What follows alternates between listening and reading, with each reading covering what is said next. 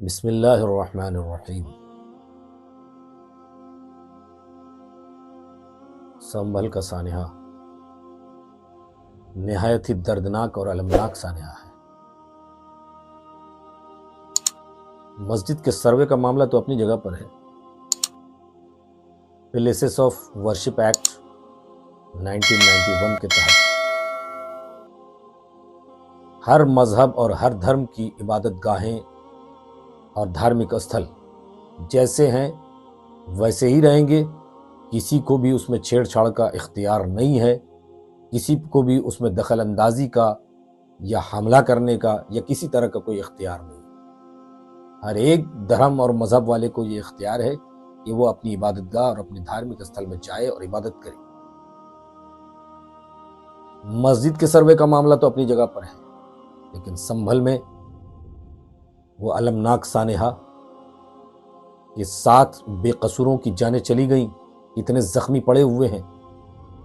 آج ان کے گھر میں ماتم کا ماحول ہے، آج ان کی مائیں بلک اور سسک رہی ہیں۔ ان سب کا ذمہ دار کون ہے؟ آخر کون؟ یہ پولیس، یہ پرشاسن جو قانون کے رکشک اور محافظ کہلاتے ہیں، جو ہمارے رکشک ہیں، اور آج یہ خونی درندے بنے ہوئے نظر آ رہے ہیں۔ اور پھر یہ حکومت، جو لوگ قانون کے رکھوالے ہیں، آج وہی قانون کی دھجیاں اڑا رہے ہیں۔ اتنے افسوس کی بات ہے، کچھ فرقہ پرست جماعتیں اور عناصر اپنی روٹی سیکنے کے لیے، اپنی سیاست کے لیے ہندوستان کی گنگا جمنی تہذیب کو خاک میں ملا کر پورے ہندوستان میں نفرت کا ماحول پیدا کرنا چاہتے ہیں، بلکہ پورے ہندوستان کو نفرت کی آگ میں جھونک دینا چاہتے ہیں۔ اور پھر یہ غریب نواز کے دربار تک پہنچ گئے۔ ہم یہ بتا دینا چاہتے ہیں کہ غریب نواز کا دربار وہ عالی شان اور وہ بابرکت بارگاہ ہے اور دربار ہے جہاں سے بلا تفریق مذہب و ملت ہر ایک کو فیض ملتا ہے۔ مسلمان ہو یا ہندو، سکھ ہو یا عیسائی، جو بھی مرادیں لے کر غریب نواز کے دربار میں پہنچتا ہے وہ خالی ہاتھ واپس نہیں آتا، بلکہ غریب نواز کے فیض سے اس کی جھولیاں بھری ہوئی ہوتی ہیں۔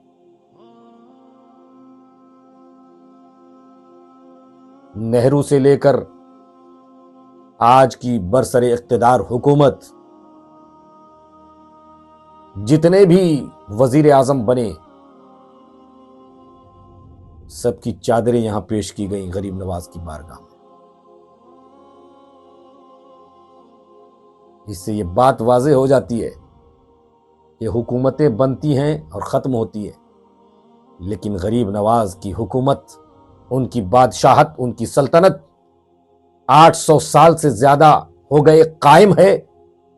کل بھی قائم تھی، آج بھی ہے، اور انشاءاللہ صبح قیامت تک قائم رہے گی۔ اس لیے ہم ان فرقہ پرست عناصر کو یہ بتا دینا چاہتے ہیں کہ ہماری مسجدیں ہوں، ہماری عبادت گاہیں ہوں، ہماری درگاہیں ہوں، ان کے لیے ہم اپنی جان کا نذرانہ پیش کرنے کے لیے تیار ہیں۔ 7 بے قصوروں کی جانیں گئی ہیں، ایسی 7 جانیں کیا، ہزاروں جانیں ہماری مذہبی عبادت گاہوں پر قربان ہیں۔ اور ہم یہ بتا دینا چاہتے ہیں کہ تم اپنے ناپاک منصوبوں میں ہرگز کامیاب نہیں ہو سکتے۔ ہم جب تک اس ہندوستان کی سرزمین پر موجود ہیں، ہم انشاءاللہ یہاں کی گنگا جمنی تہذیب کو خاک میں ملنے نہیں دیں گے۔